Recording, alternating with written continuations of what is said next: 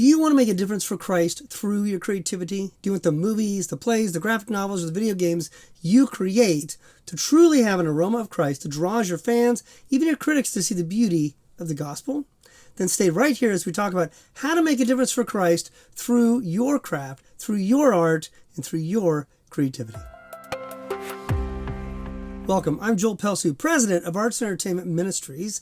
Our passion is helping you as a creative professional to succeed in your creative life while growing deeper in your spiritual walk. Because your creativity and your spirituality are designed by God to work in concert with one another.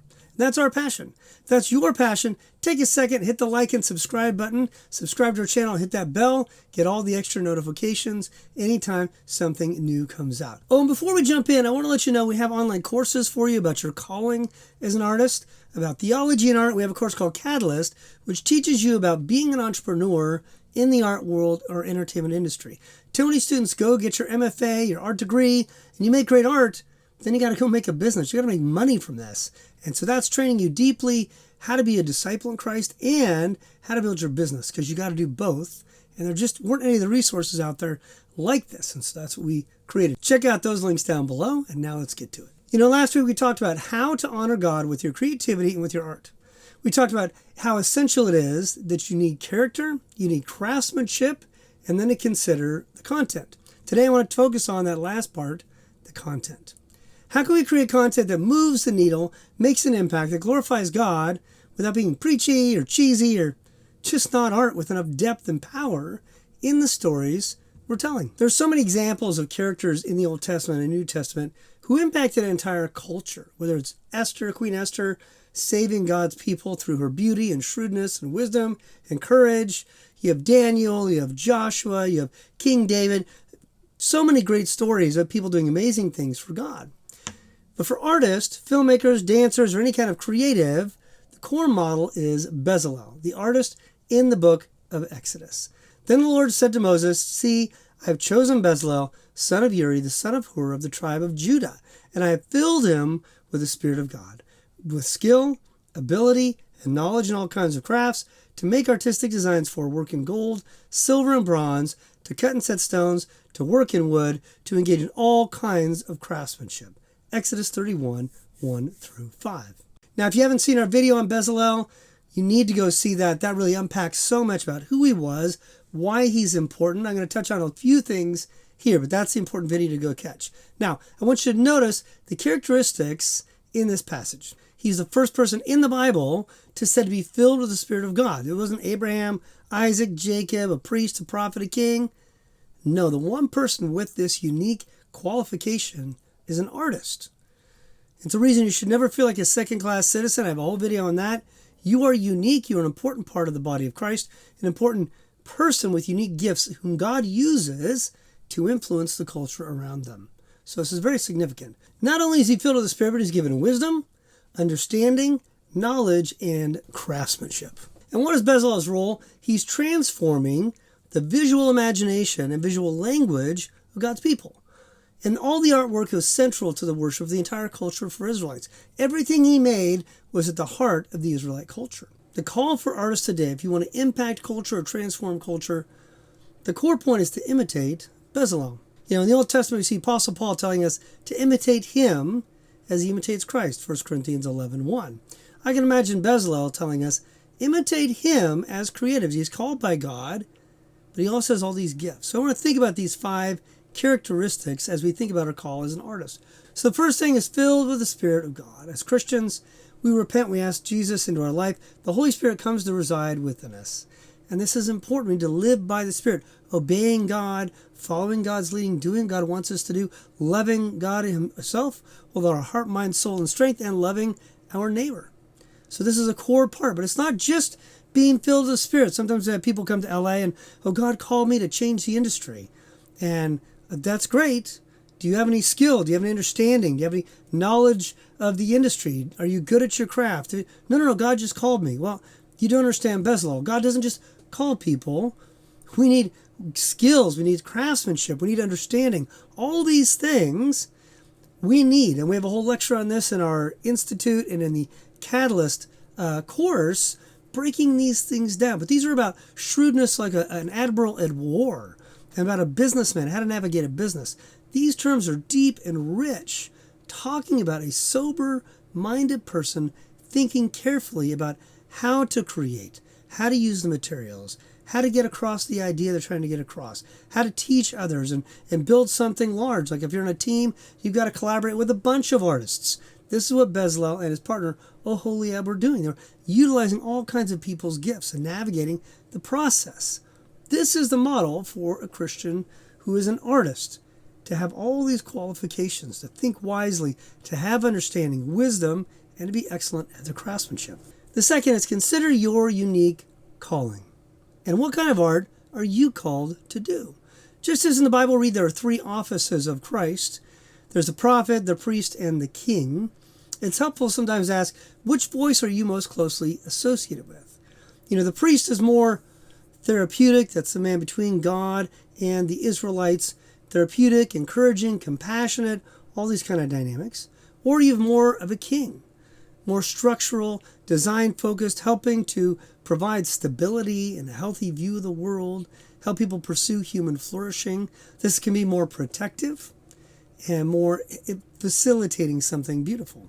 The last one is the prophetic. Now, prophet, some people think prophets are all about telling the future. That's not what a prophet is about.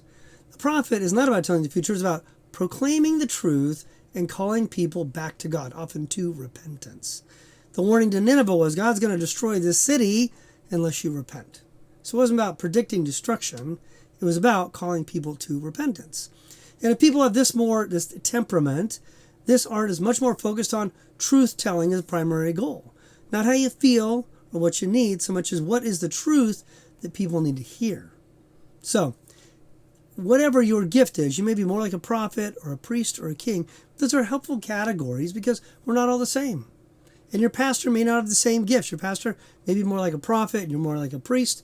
And so understanding each other might need a discussion about these roles and the different aspects of the body of Christ, how we communicate to our audiences.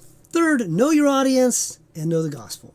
You've got to understand the cancer in the culture and the gospel antidote if you're going to have an impact the way God wants you to. It's like healing the blind, rescuing the lost, preaching hope to the downtrodden. You need to understand where the culture is suffering, what lies they're believing, and then what is the gospel antidote that's needed. If we're going to speak life to people, we need to understand where they are, where they're going to. Jesus never addressed two people in the same way. The Samaritan woman at the well, the tax collector, the woman who's bleeding, everyone he treated differently.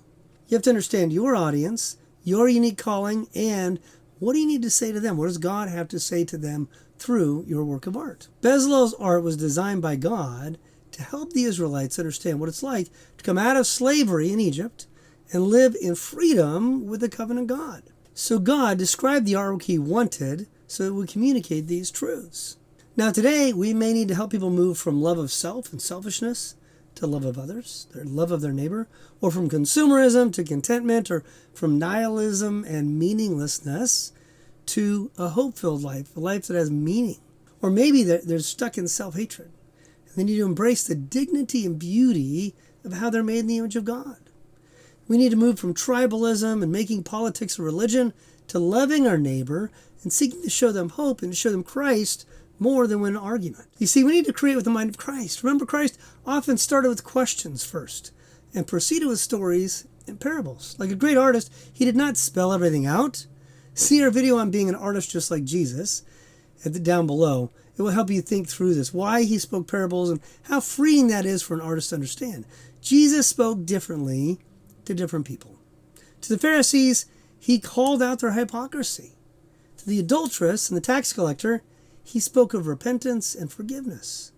To the sick, he brought healing. To the spiritually dead, he offered new life. You get the idea. Jesus didn't have a cookie-cutter approach to everything at all. He was fully present in the moment, trying to figure out what does this person need and how can I offer what my Father in heaven has called me to offer to those people.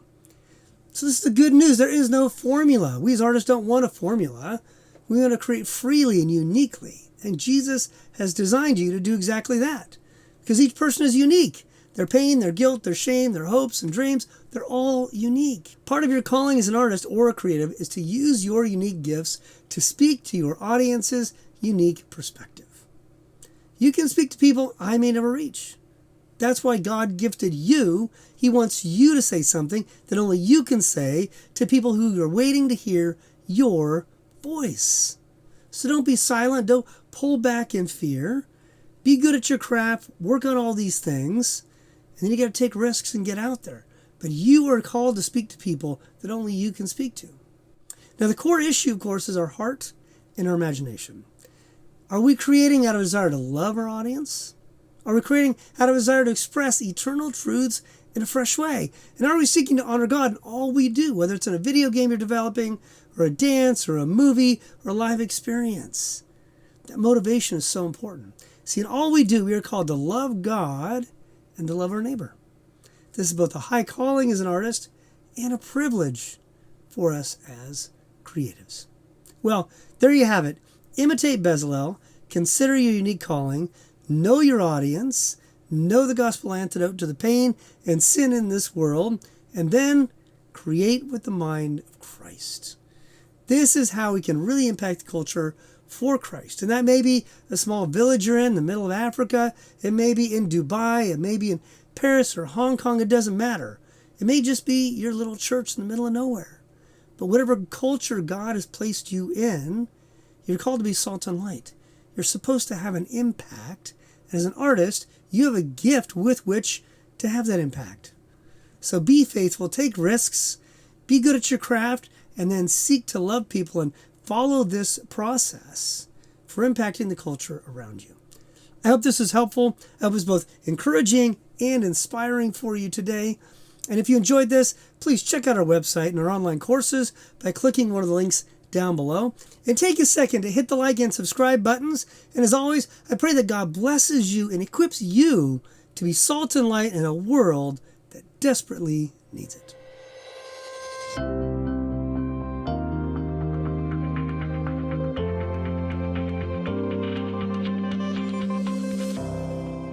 Check out another one of our videos right here.